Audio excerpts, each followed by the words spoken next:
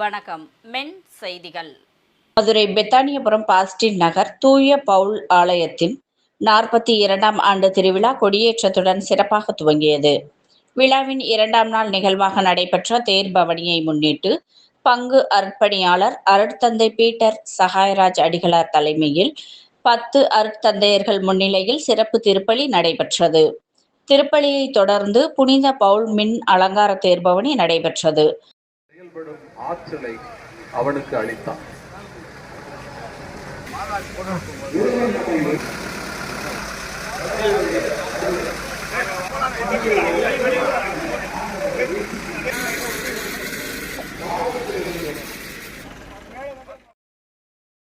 இதில் அனைத்து பக்த சபைகளை சேர்ந்த உறுப்பினர்களும் ஏராளமான இறைமக்களும் கலந்து கொண்டு புனித பவுலின் அருளை பெற்றனர்.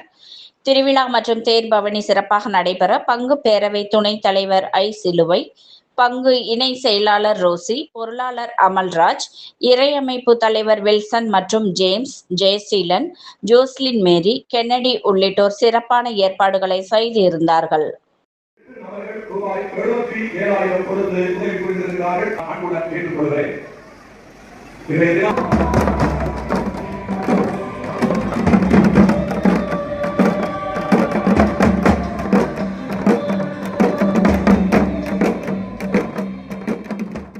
இன்றைய தினம்